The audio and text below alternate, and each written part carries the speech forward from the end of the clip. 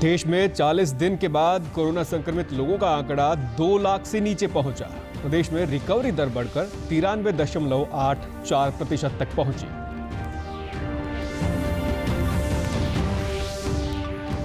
हरियाणा विद्यालय शिक्षा बोर्ड ने शुरू की 12वीं की परीक्षा की तैयारियां। इस बार अपने ही विद्यालय में परीक्षा देंगे विद्यार्थी।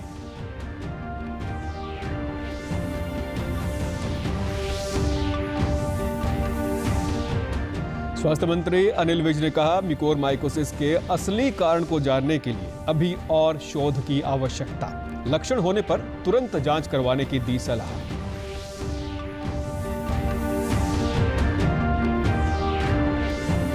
और फतेहाबाद में लॉकडाउन के दौरान मनरेगा में रोजगार मिलने से मजदूर खुश।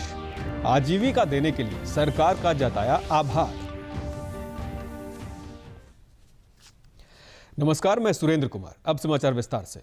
केंद्रीय स्वास्थ्य मंत्रालय ने कहा है कि देश में अब 18 से 45 साल के लोग भी बिना ऑनलाइन पंजीकरण के कोरोना का टीका लगवा सकेंगे। ऐसे लोग सीधे टीकाकरण केंद्र पर ही पंजीकरण करवा सकते हैं।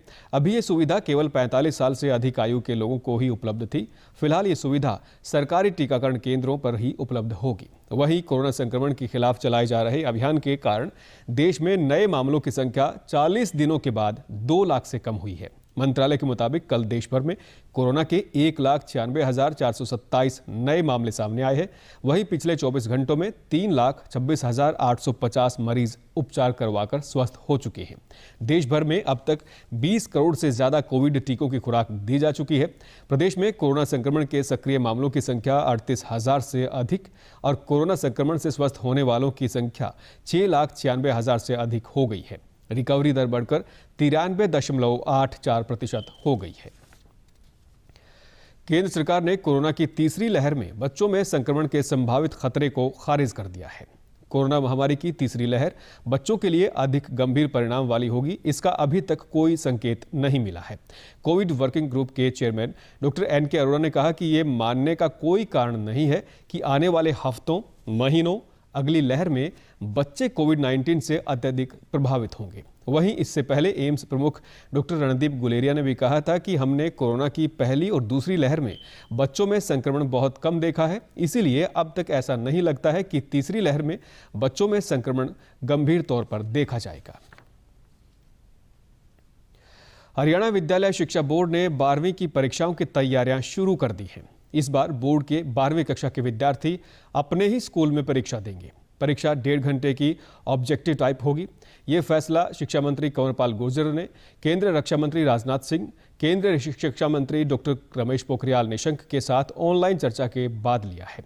शिक्षा मंत्री ने बैठक में सुझाव रखा कि जिस विद्यार्थी जिस स्कूल में पढ़ता है उसी को परीक्षा केंद्र बना दिया जाए तो विद्यार्थियों के लिए आसान हो जाएगा। इससे परीक्षा केंद्रों की संख्या बढ़ जाएगी और वहां भीड़ भी नहीं होगी। वहीं बोर्ड के चेयरमैन डॉक्टर जगबीर सिंह ने बताया कि सभी विद्यार्थियों को 15 दिन पहले डेट शीट दे दी जाएगी।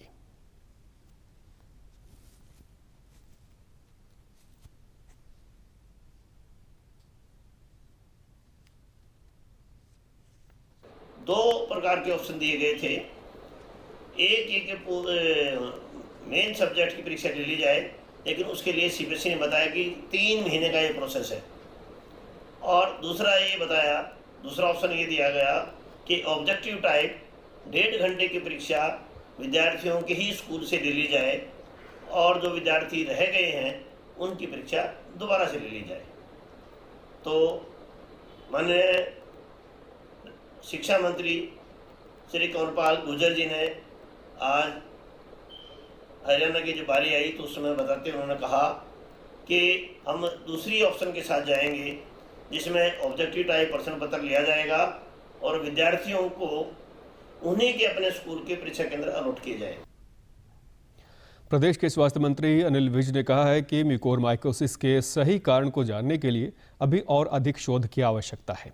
उन्होंने कहा कि प्रदेश के विभिन्न अस्पतालों में भर्ती 413 ब्लैक फंगस रोगियों में से 664 मरीजों को कभी कोरोना नहीं हुआ, जबकि 79 मधुमेह के रोगी नहीं थे। इसके अलावा 110 मरीजों ने स्टेरॉयड भी नहीं लिया था और 213 ऑक्सीजन थेरेपी पर नहीं थे। स्वास्थ्य मंत्री ने कहा कि प्रदेश सरकार ने म्यूकोरमाइकोसिस को अधिसूचित रोग घोषित किया है। इस महामारी को रोकने के लिए सरकार ने बड़े पैमाने पर कदम उठाए हैं। बाकायदा मेडिकल कॉलेजों में 20 बिस्तरों का म्यूकोरमाइकोसिस रोगियों के लिए आरक्षित किए जाने का प्रावधान किया गया है। इस रोग के तहत आंख और नाक के आसपास दर्द या लालिमा, सिर दर्द, सांस लेने में परेशानी, मानसिक भ्रम, बुखार, खांसी, उल्टी में खून आदि लक्षण होने पर अपनी जांच तुरंत करवाएं। इसमें किसी प्रकार की लापरवाही ना बरतें। फतेहाबाद जिले के गांव जमालपुर में मनरेगा योजना के तहत नहर के किनारे सफाई तथा खरपतवार हटाने का काम किया जा रहा है। इससे लॉकडाउन में काम मिलने से मजदूर काफ़ी खुश हैं। मजदूरों का कहना है कि लॉकडाउन में मनरेगा के तहत काम देकर सरकार ने उनकी रोजी रोटी का प्रबंध किया है। इसके लिए वे सरकार के आभारी हैं। कोरोना के कारण अधिकांश काम धंधे बंद होने से उन्हें अपनी आजीविका चलाने का कोई भी साधन नजर नहीं आ रहा था। सरकार द्वारा मनरेगा का काम शुरू करने से उनको दिहाड़ी मिलने लगी है, जिससे उनका घर का खर्च चलाने में आसानी हुई है। काम धंधे बंद थे, तो अब जो सरकार ने हमारे को ये काम दिया है, इससे थोड़ा हमारा काम शुरू हो गया है। हम सरकार का धन्यवाद करते हैं जी। 1 महीने से हम घर बैठे थे, बिल्कुल मतलब कि रोजी रोटी का थोड़ा मुश्किल सा हो गया था। इस कारण हम बड़े शुक्रिया करते हैं सरकार का। लॉकडाउन की वजह से काम नहीं मिल रहा था, सरकार ने हमें काम देकर नरेगा का हमें रोजगार दिया है, इससे हम बहुत बहुत धन्यवाद करते हैं। पहले लोग गरीब आदमी और मजदूर घर बैठे थे, अब सरकार ने यहाँ काम चला दिया है, उसका बहुत बहुत धन्यवाद करते हैं। जो लॉकडाउन की तरफ से सरकार ने काम दिया है, इसलिए मेरा घर काम इसकी तरफ से चूल्हा चल रहा है। मैं मजदूरी करती हूँ, मैं सरकार का धन्यवाद करती हूँ। सरकार द्वारा किसानों को उनकी फसल का भुगतान सीधे बैंक खाते में देने की योजना कारगर साबित हो रही है। किसान सरकार की इस व्यवस्था से काफ़ी खुश हैं। पलवल के मार्केट कमेटी सचिव ने बताया कि ये सरकार की अच्छी पहल है और सीधा बैंक में धनराशि आने से किसानों को सुविधा हो रही है। डायरेक्ट जा चुकी है। जिन किसानों के अकाउंट में नाम में कोई प्रॉब्लम थी, उनको हमने बुला के उनको सारी के करेक्शन करके भेज दिए, उनकी भी पेमेंट हो जाएगी। देखो, उनके अकाउंट में सीधा पैसा आ रहा है। उनकी शिकायतें रहती थी जी हमसे ऐसे पैसा काट लिया, इंटरेस्ट का काट लिया, इसका काट लिया, वो सारी शिकायतें खत्म हो गई। किसानों ने सरकार की सराहना करते हुए कहा कि ये बहुत ही कारगर योजना है।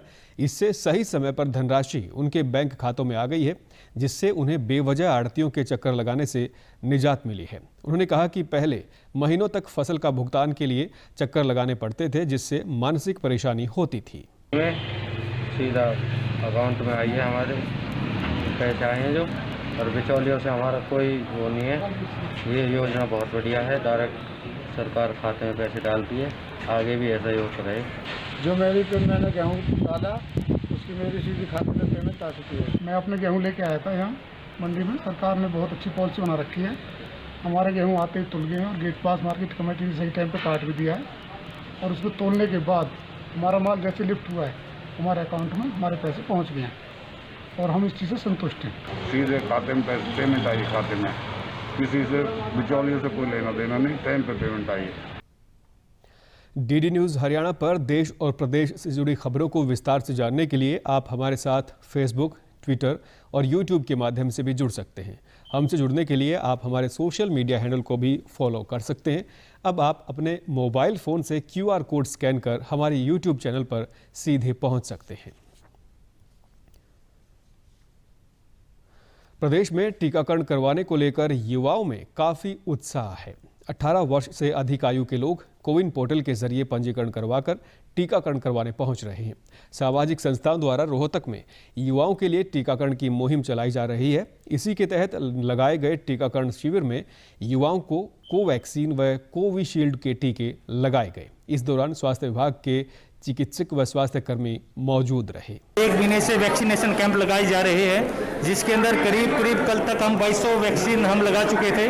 और शिक्षा भारती स्कूल के अंदर युवा बच्चों के लिए कैंप है, तो करीब हम 3200-3300 लोगों को बच्चों को हम वैक्सीन लगा चुके हैं। और मैं तो शहर के सभी बच्चों से और बुजुर्गों से निवेदन करूंगा कि देश और दुनिया से हमें ये कोरोना महामारी खत्म करनी है। मेरा सभी से हाथ जोड़ के निवेदन है, शहरवासियों से कि जहाँ भी आपका स्लॉट मिले कृपया वहाँ पे जाएं, आराम से संयम बरत के अपना वैक्सीनेशन करवाएं, डिस्टेंस का जरूर पालन करें, अपना मास्क लगाए रखें और वैक्सीन जरूर लगाएं। देखिए वैक्सीन का सबसे बड़ा फायदा आपको ये रहेगा कि आपकी जो इम्यूनिटी है उसको कहीं ना कहीं ज़्यादा करेगी, बूस्टअप करेगी। आपने वैक्सीन लगवाना जरूर है और आप बढ़ चढ़ के इसमें भाग लीजिए। टीकाकरण करवाने आए युवाओं ने बताया कि टीकाकरण का कोई दुष्प्रभाव नहीं है।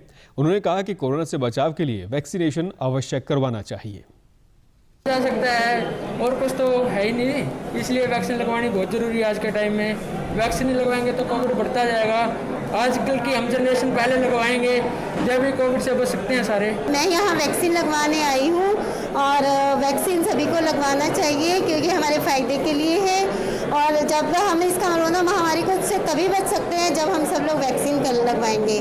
तो आप सबसे यही अनुरोध है कि आप वैक्सीन से ना डरें और सभी वैक्सीन लगवाएं। इस वैक्सीन के अंदर बढ़ चढ़ के लोगों को आना चाहिए और वैक्सीन लगवानी चाहिए क्योंकि ये बहुत ही अच्छी है। अगर जैसे मैक्सिमम लोगों को वैक्सीन लगेगी और इसी से हमारे मतलब कि जो ये संक्रमित हो रहे हैं लोग इससे कम होंगे।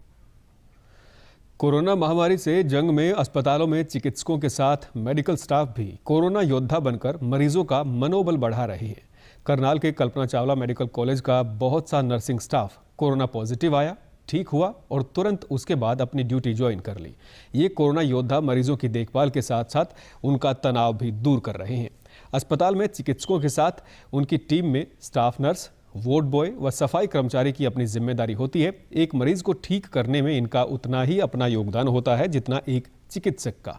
ऐसे ही कुछ मेडिकल स्टाफ से हमने बात की जो अपनी जान जोखिम में डालकर मरीजों को नई जिंदगी दे रहे हैं। कल्पना चावला मेडिकल कॉलेज में कार्यरत और कोरोना को हराकर फिर से ड्यूटी पर आने वाले स्टाफ ने बताया कि अब वे खुशी बखूबी जानते हैं कि कोरोना के मरीज को कैसे ठीक करना है, कैसे हौसला देना है। पॉजिटिव से नेगेटिव होने के बाद अब उनके लिए मरीज को समझाना और आसान हो गया है। हमारी एक टीम होती है, उसमें हमारी एडमिनिस्ट्रेशन से लेके हमारी क्लास 4 स्वीपर, हम सभी ही कोरोना योद्धा हैं, कोरोना वॉरियर हैं।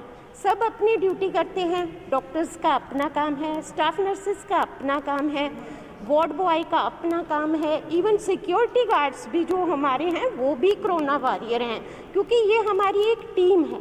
पेशेंट के साथ हम ये डील करते हैं, जब हम उनकी मेडिसिन कर रहे होते हैं तो हमसे पूछते हैं कि सर हम ठीक हो जाएंगे क्या।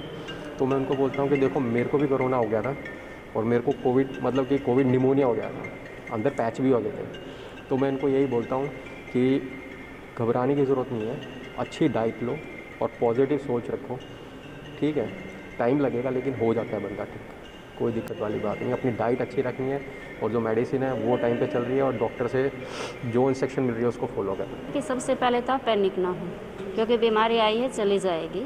आप पॉजिटिव सोच रखें और अपना आपका ट्रीटमेंट चल रहा है, आप अच्छे से खाओ पियो, डाइट अच्छे लो, लिक्विड अच्छा लो, बस आप अच्छा सोचो। ये सोचो कि मुझे इस बीमारी से बाहर निकलना है। डीप ब्रीथ करें, प्रोन पोजीशन लें, मेन यही है इसमें।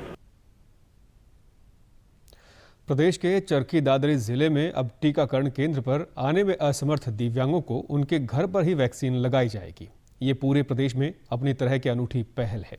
दादरी जिला वैक्सीनेशन में प्रदेश में तीसरे नंबर पर है। जिला उपायुक्त राजेश जोगपाल ने बताया कि जिला समाज कल्याण अधिकारी के कार्यालय से दिव्यांगों का डाटा लेकर ये कार्य किया जाएगा और इसी कार्य के लिए CHC के अंतर्गत टीमें बनाकर घर घर भेजी जाएंगी। संबंधित दिव्यांग व्यक्ति के घर पर ही आधार कार्ड से रजिस्ट्रेशन करके वैक्सीन लगाई जाएगी। रेड क्रॉस व समाज कल्याण विभाग के रिकॉर्ड के अनुसार जिले में लगभग 5000 दिव्यांग लोग हैं। प्रदेश के हरियाणा स्वास्थ्य विभाग के दिशा निर्देश पर पंचकुला के सेक्टर 9 स्थित आयुष डिस्पेंसरी में आज पोस्ट कोविड केयर सेंटर का शुभारंभ किया गया। इस अवसर पर विधानसभा अध्यक्ष ज्ञानचंद गुप्ता ने कहा कि कोरोना से संक्रमित होने के बाद मरीज को बहुत सी समस्याओं से जूझना पड़ता है।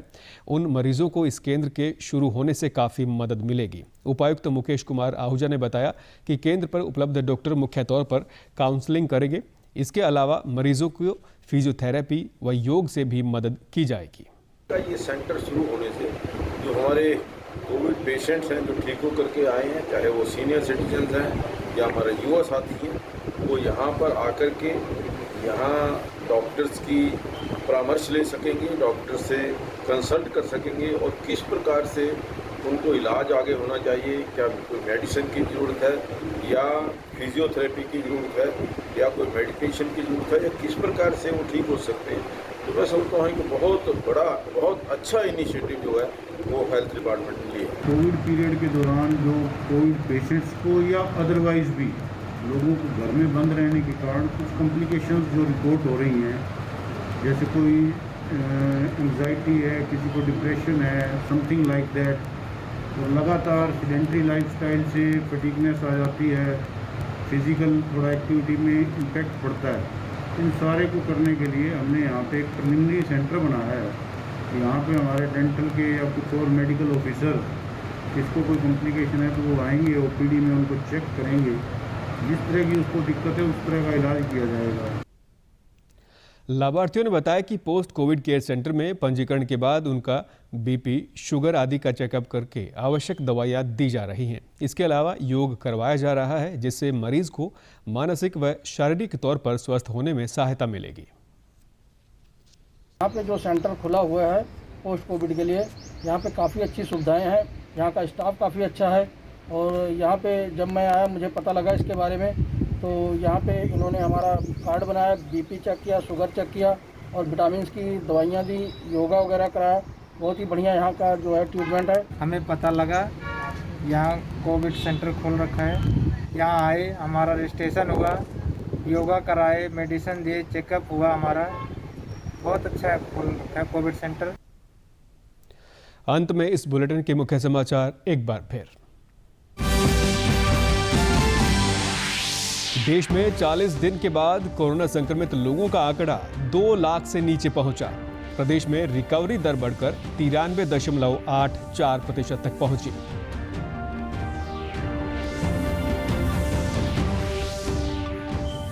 हरियाणा शिक्षा विद्यालय बोर्ड ने शुरू की 12वीं की परीक्षा की तैयारियां।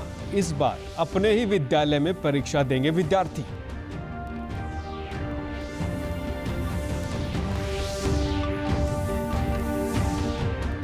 स्वास्थ्य मंत्री अनिल विज ने कहा, म्यूकोरमाइकोसिस के असली कारण को जानने के लिए अभी और शोध की आवश्यकता।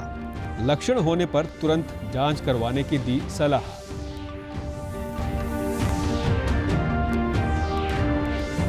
और फतेहाबाद में लॉकडाउन के दौरान मनरेगा में रोजगार मिलने से मजदूर खुश। आजीविका देने के लिए सरकार का जताया आभार। सभी दर्शकों से अपील है कि आप जब भी घर से बाहर निकलें तब मास्क जरूर पहनें, 2 गज की दूरी बनाए रखें और एक नियमित अंतराल पर अपने हाथ धोते रहें। और अगर आप पात्र हैं तो टीकाकरण अवश्य करवाएं, तभी आप कोरोना महामारी से बच सकते हैं। आज के बुलेटिन में इतना ही। नमस्कार।